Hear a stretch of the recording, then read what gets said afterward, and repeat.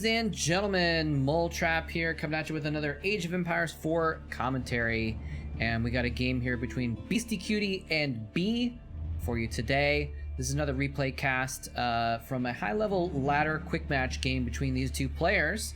And excited about this. It's going to be a good one. This is a recent game. If you have not been following too closely with the Age of Empires scene, there was actually a patch just last week. And so this is being played on that patch, which is, well, I won't go into all the details, but, you know, if anything comes up in this specific game, I'll go ahead and let you know. But a lot of little minor balance things, a few medium balance things going on, and a lot of interesting changes. But we're going to see how this goes between these two players today, because I guess actually none of the biggest changes were to these two civilizations, except for the fact that China, who is being played by 3DB, had some changes to their... 3DB is going to be the blue, by the way, over here on the left side. I kind of pointed at Beastyqt's base and said B. 3D is his clan, by the way, and or his team, I should say.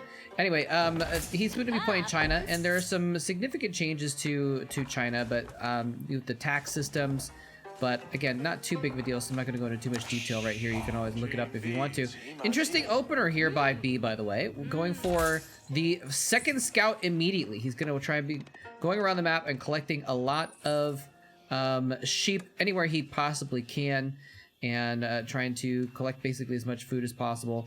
Let's go ahead and check on Beastyqt, actually. Let's just check all his stuff. He only has the one scout going on, so he's going to be collecting less sheep, and also, of course, B's going to be able to you know, find out where things on the map are more easily as well. So a little bit behind in villager count basically for B, going for this sort of long game economic strategy.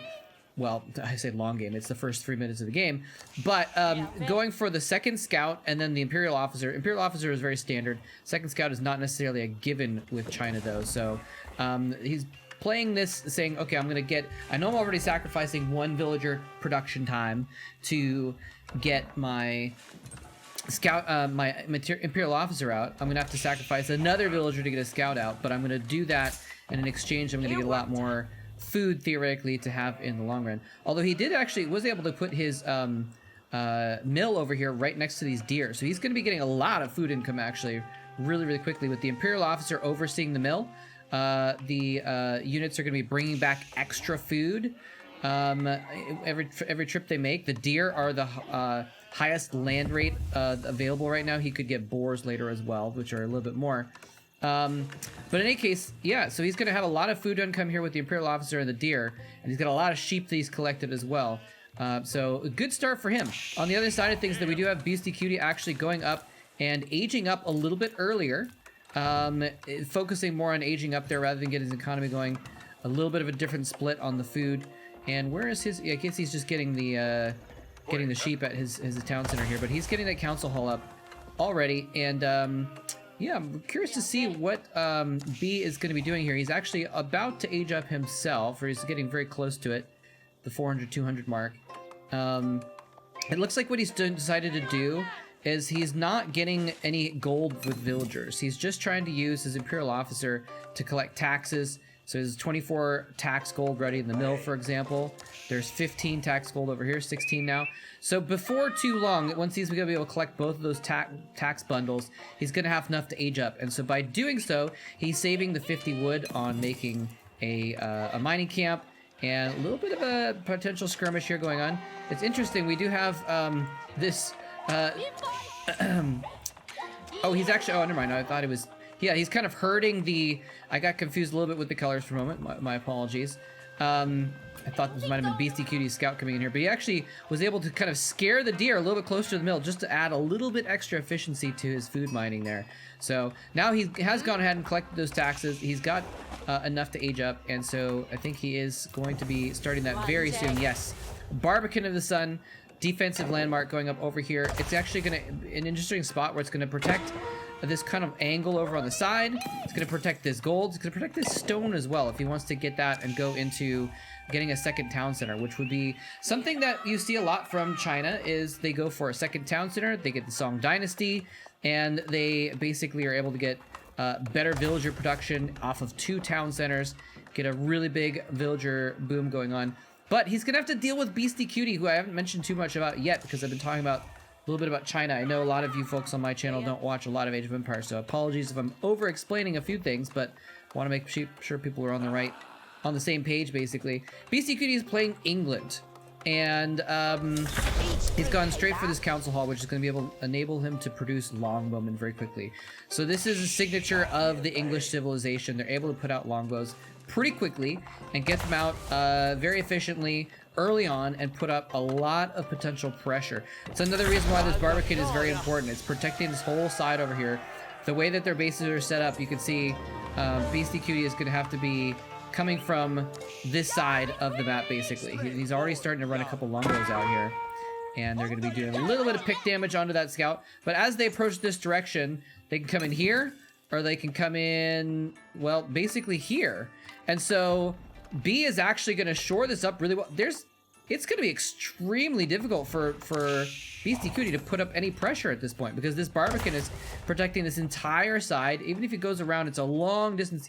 He'd have to go all the way around here to get into the back of B's base, and he might do that. But this stone wall is protecting this side. The Beastyqt is protecting here. The only entrances are here and here right now for his base, which is really interesting how this has worked out because of the construction of this map.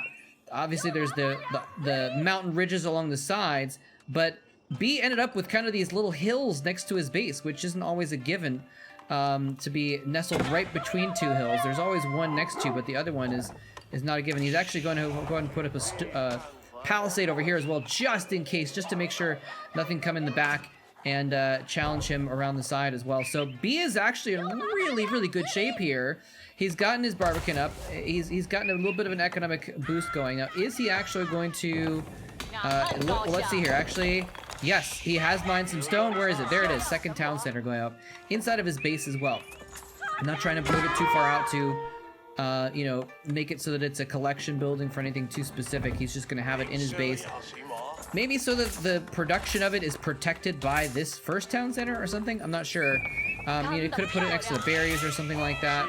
Had a little bit more value to it later on, but he just chose to put it right in the middle there. And now he's going to be producing double villagers. If we clicked on both of his town centers, he's producing a lot of villagers coming out here.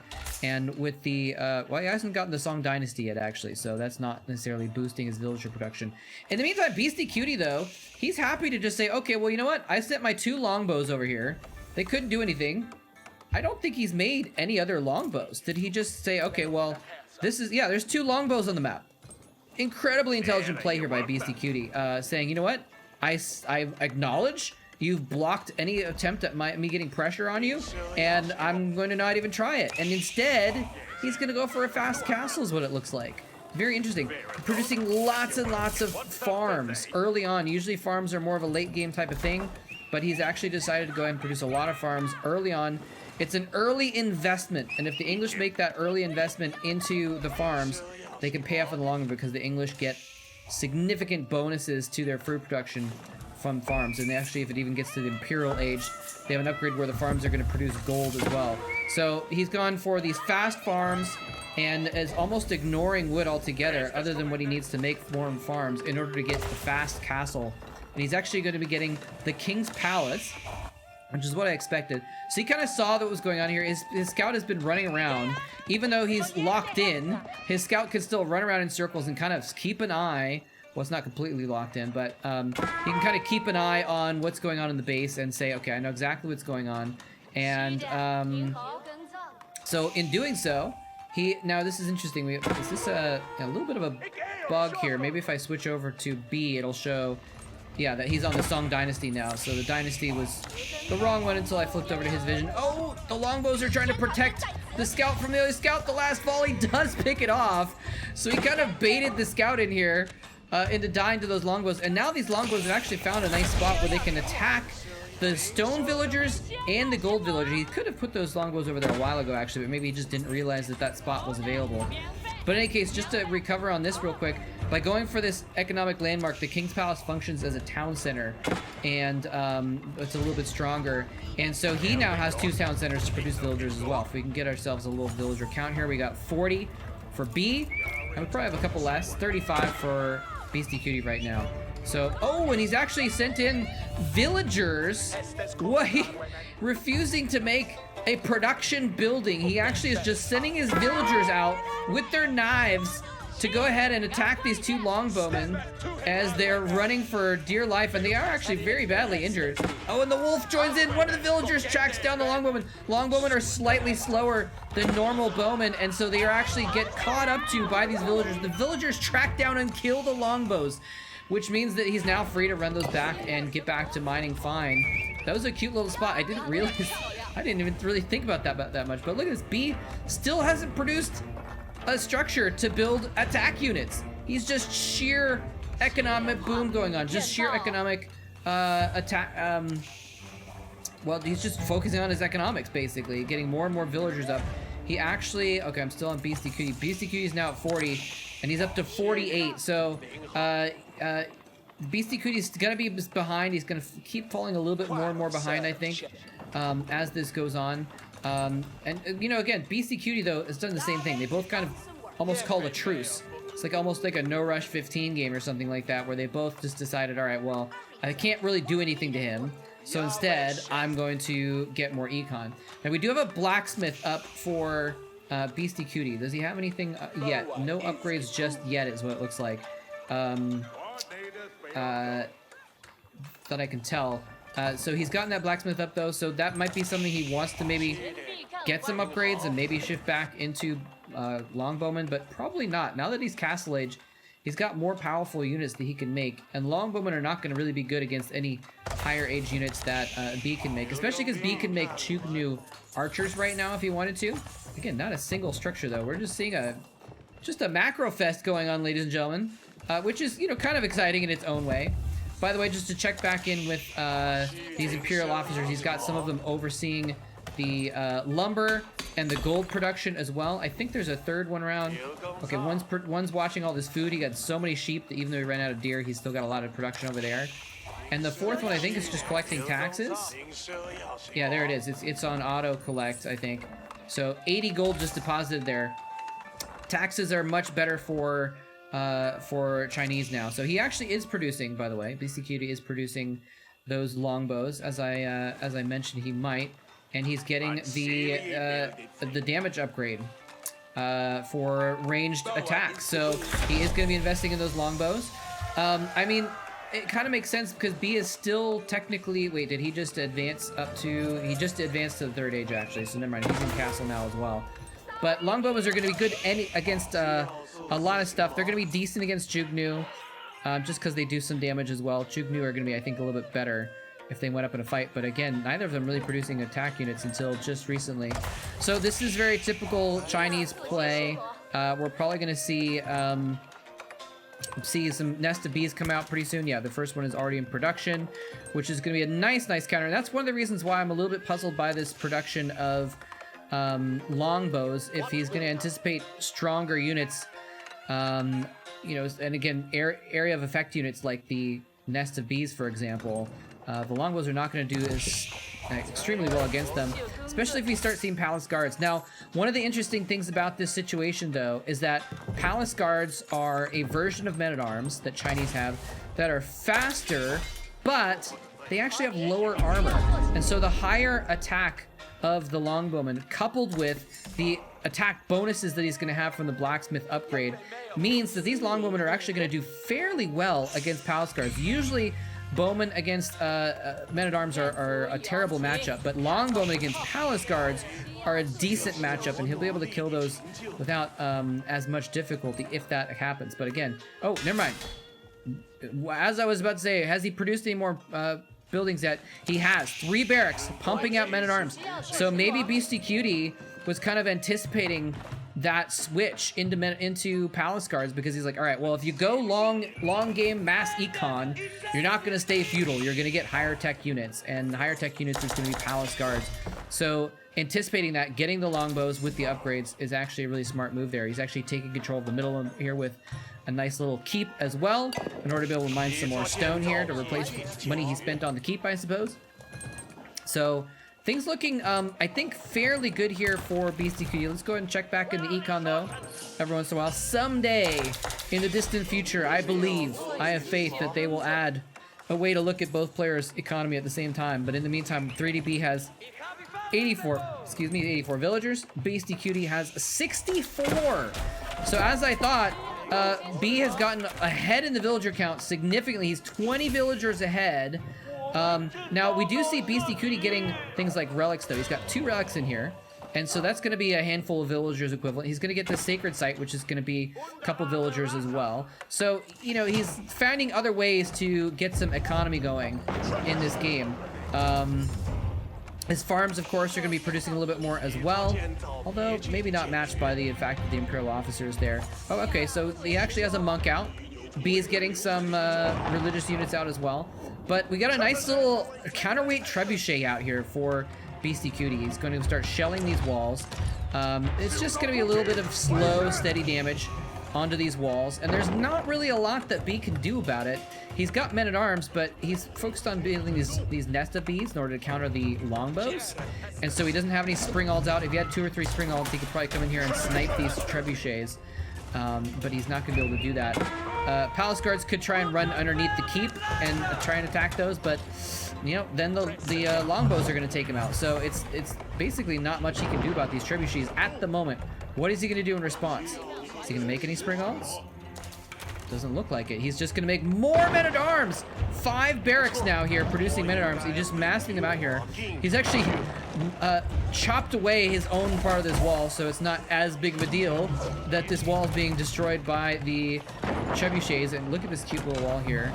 I'm not sure what the purpose of this little segment is actually, but Beastyqt is going to protect his keep and his location with a nice little wall there. And again, there's not a lot that B can do about it right now with just these nests of bees. They're going to be able to technically they can physically attack walls, but they just don't do a lot of damage. It takes forever to actually kill a wall with nests of bees. Now he is making 3 rams though in the background as well. So he is planning on going in here, the rams to do the damage to the buildings, the nest of bees to do the damage to the units, the men-at-arms to protect both and theoretically do their own damage as well, obviously. Let's see, he's gonna go in here. The walls are almost completely built, not quite, but 3 rams coming in here.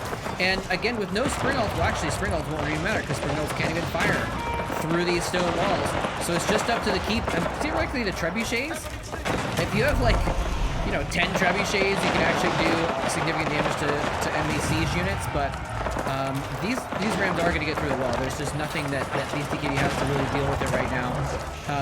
So he's gonna get through, but is that gonna matter? It's gonna be a nice little gap, a breach that he can run men-at-arms through, but into the focused fire of all these longbows and the keep, and now he's getting nest of bee fire down on top of the longbows though. Took a little bit of damage, a few longbows lie dead, but most of them are still remaining, and he's just kind of keeping them back. He's gonna have to try and do something to deal with these rams as they push in here. He doesn't really have a lot. Finally, he's getting his own men-at-arms out. They have been upgraded, by the way. He had to spend a lot of money to upgrade those men-at-arms to get them actually on equal footing with the palace guards. They start off as vanguard men-at-arms. You have to upgrade them a couple times to get them to normal. And he's starting to send some in to try and deal with these rams, but he only has a couple, and this keep is going to go down. Beastyqt is going to need to run these trebuchets away or he's going to lose them. It's a pretty significant investment that he's going to lose right here. If he doesn't fall them back right now. He's instead going to try and use them as bait, ladies and gentlemen. The longbow's doing a lot of damage to the men-at-arms. Sorry, to the palace guards, rather. But they're going to be really slow to walk away. And there's the speedy palace guards able to catch up to the slowed down longbowmen and pick off some of the stragglers.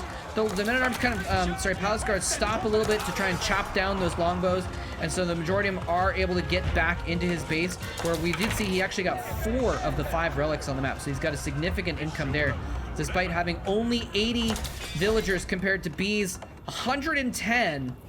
So a significant economic advantage here for B. These villagers are trying to find something to do. It looks like, is that a boar right there? It's hard to click on it and tell. I think that might be a boar that he's put down on top of. So they're gonna have to find someplace else to get food. But now look at this army. Look at this army. That is 12 nests of bees. 12 Nesta Bees, and 7 of them are Clock Tower Nesta Bees with extra hit points.